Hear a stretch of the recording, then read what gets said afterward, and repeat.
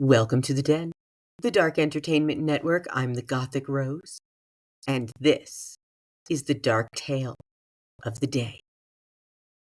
Let me take this moment to reintroduce myself. I am the Gothic Rose, hostess of the Dark Entertainment Network. This is a channel where the news meets conspiracy theories and makes babies in my brain, and it comes out my mouth. I do this because I enjoy it. If you like this type of content, please follow along, because I'm not going to stop.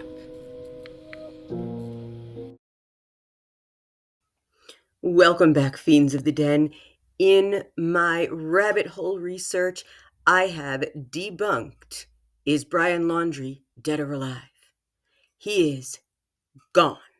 There is no way that you can fake dental records, so the remains that they found were those of Brian Laundrie. But let's talk about the time between Brian Laundrie being named a person of interest after the body of Gabby Petito was discovered in Wyoming and his own remains being found on October 20th, 2021. So yesterday, as I went down the rabbit hole, I really was having a very hard time believing that footage of Brian Laundrie not dated from the year 2021 could possibly be him.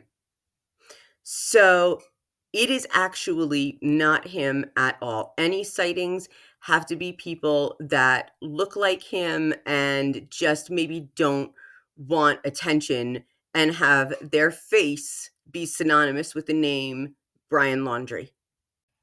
The Netflix documentary has come under scrutiny by Steve Bertolino, who represents Roberta and Christopher Laundrie. He said that it is riddled with inaccuracies, and one of those is the mention of an uncle being the one to have done the examination on the remains of Brian Laundrie, and that is false.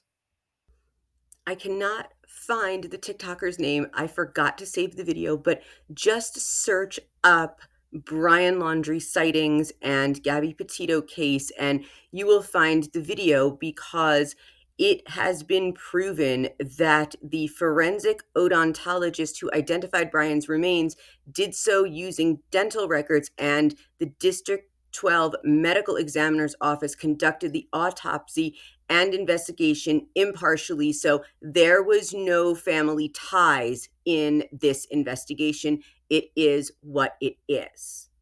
So let's take a moment again to focus on this photograph of a clearly distressed Gabby Petito, who was sitting in the back of a police cruiser with officers who were unable to identify the signs of domestic violence and sided with the abuser. This is very common. This happens very often. She was very young and was doing the best she could to survive this situation.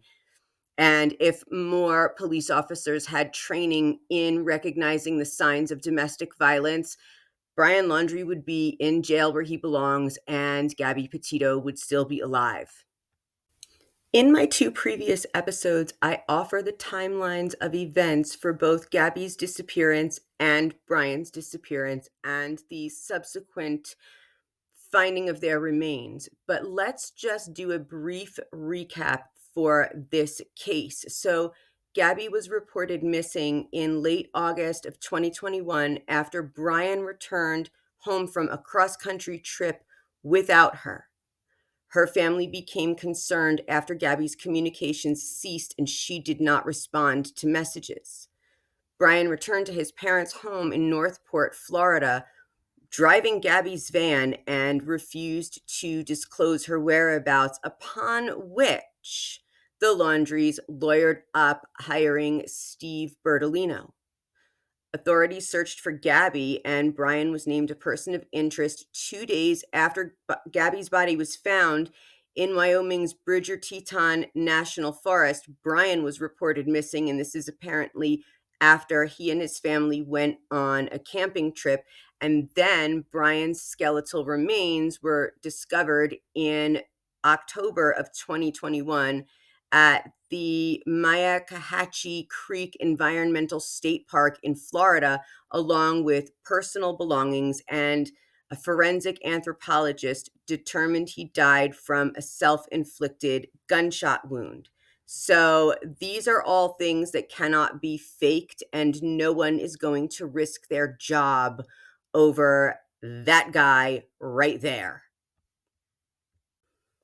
Now, Gabby really did try very hard to advocate for herself with the police officers when they were pulled over in Moab, Utah. The fact that all they did was separate them and not arrest Brian Laundrie, even though she clearly had marks on her face, and there are other photographs of her with bruises and black eyes and marks on her face, he was always able to manipulate and control the situation and belittle her. And that is very easy to do for a sociopath, a narcissist, and an abuser, to make their victim look very, very unstable.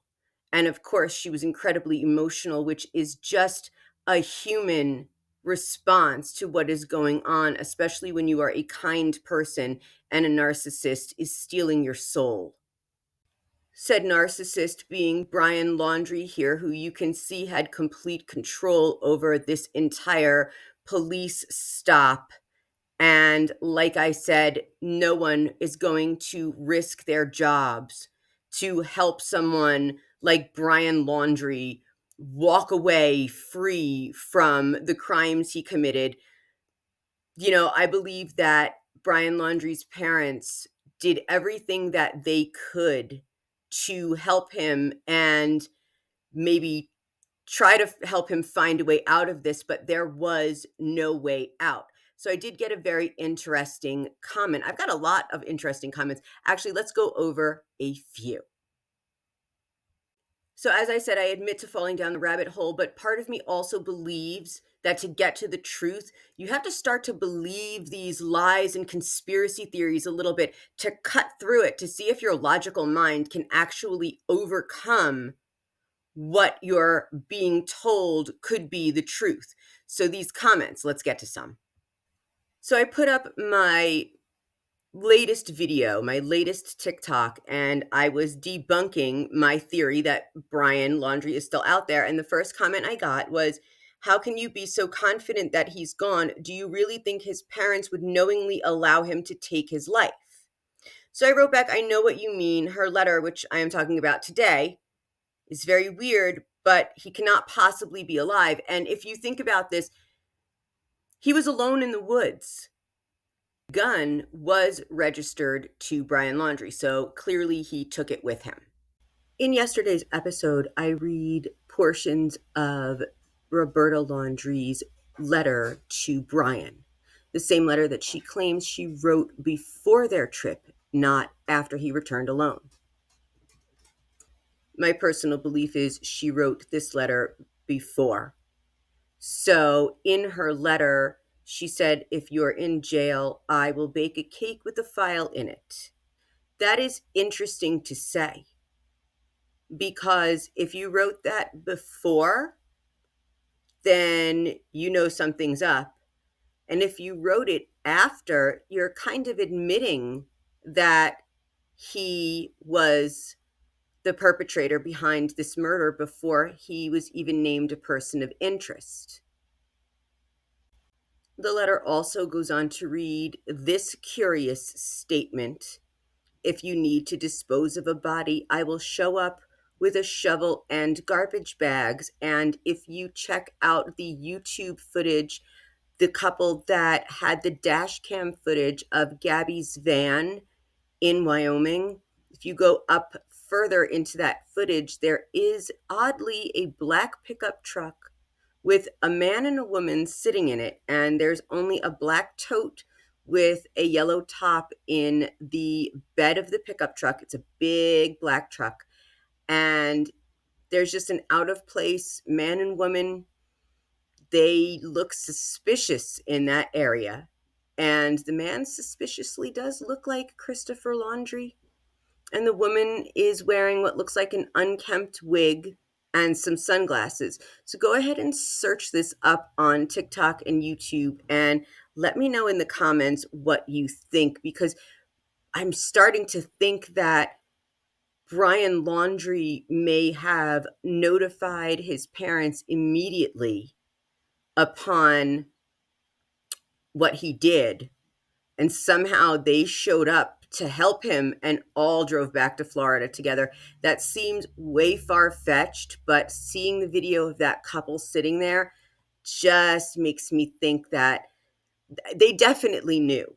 Whether they were waiting in Florida for him with that lawyer or they somehow got out to Wyoming, they still know more than they are willing to tell.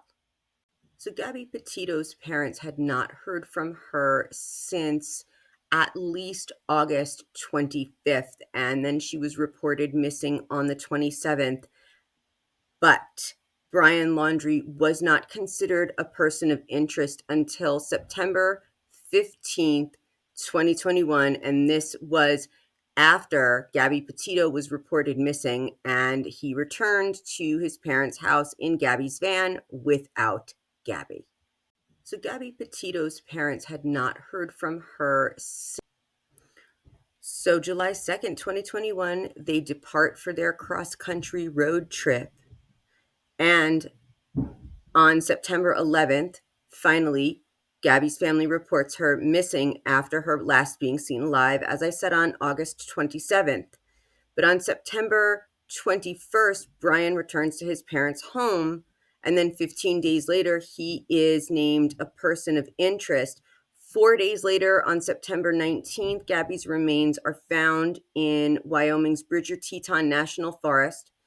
October 20th, Brian is reported missing by his parents.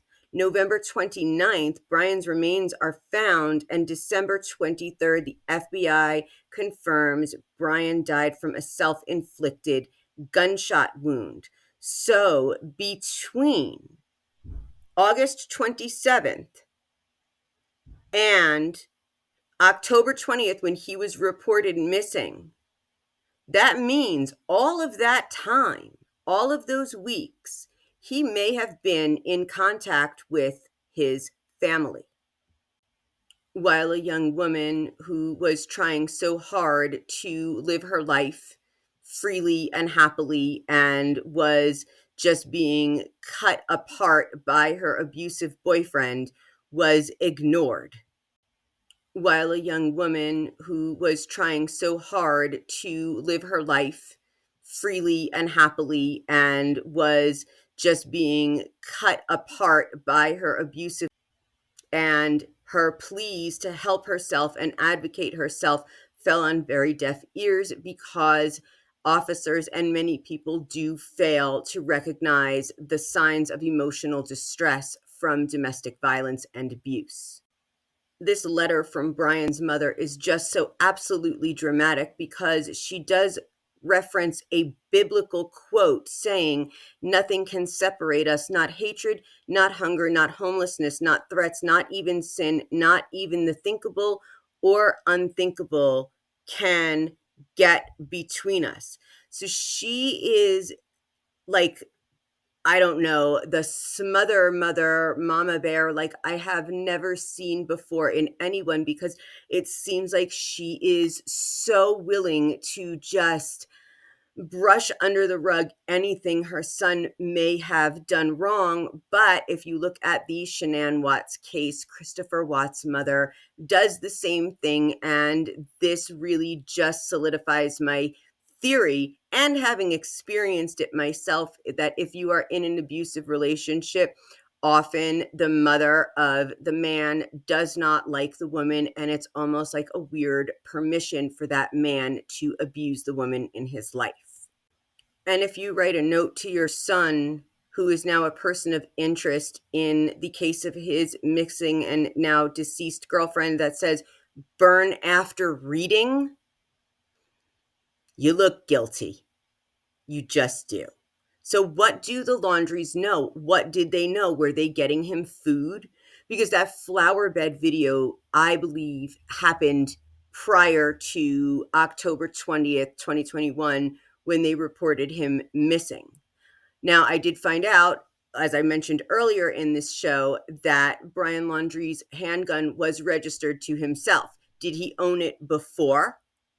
Or did he pick it up between returning home from Florida and becoming a person of interest? Because it's his weapon and his alone. Because Gabby died by strangulation. And she showed us in the video when she kept touching her face, and you could see marks, bruises, and scratches. So that is a very personal way to take someone's life. That is like true anger and hatred, that you just want to take your bare hands and take their life from them. So did he or did he not have this weapon with them on their cross-country van life camping trip? Did he pick it up in Florida upon returning? Because the only person that could have gotten this gun and registered for it would have to be Brian Laundrie himself. And was that his plan all along, telling his parents, don't worry, this is for protection, but he absolutely planned on taking his life if he saw no other way out? Typically, this is not the way narcissists and sociopaths behave. But if you don't buy the theories that someone took Jeffrey Epstein's life in the Brooklyn Detention Center and he did it to himself because he saw no other way out, yes, it is 100% possible that a sociopathic, narcissistic abuser will take his own life if he feels trapped enough, and he already took the life of his girlfriend. So it was either your own choice in how you end it, or having the police put you in a cell, which is not something I think he could possibly deal with. But again, someone who has the nerve to so viciously murder his girlfriend after fighting with her and making her look crazy in the eyes of the police, and leaving her body across the country while pretending nothing's wrong and driving her van back home, where you escape for as long as you can before you so cowardly take your own life instead of dealing with the consequences. We're not dealing with someone who is rational or has a shred of human decency. But again, someone who has the nerve to so viciously murder his girlfriend after fighting with her and making her look crazy in the eyes of the police, and leaving her body across the country while pretending nothing's wrong and driving her van back home, where you escape for as long as you can before you so cowardly take your own life instead of dealing with the consequences. We're not dealing with someone who is rational or has a shred of human decency. Although he tried, he did express remorse. Now, one of the details that I was confused about was, I said, how could they have found this note if it was underwater in such good condition? But there was what they've described as a dry bag. And I'm putting that in quotes because somehow his bag of belongings was separate from his body and remains that were found where he took this weapon and took his life. It just seems very strange to me that his belongings were so separated from the rest of him, and he tried so hard to keep everything together. Did he want to be found? But his father was the one that found the bag. It didn't seem like he had a bag with him, but his father was the one that found it, cutting through this path that no one knew about. In the interview, the woman who was there with them on this quest, I don't know what to call it, this search, she said you would have had to have been fluent with the area to know where this particular spot was. So this dry bag contained his letter, and that letter did have the confession with Brian saying, I ended her life. I thought it was merciful, but I see now all the mistakes I made. I panicked. I was in shock. He now expressed deep remorse, writing, I am sorry to everyone this will affect. Gabby was the love of my life, but I know her death will bring pain to many. But as he's here, caught running through the background of these people's selfie on their camping trip back in early September of 2021, he didn't seem so remorseful. He was on the run.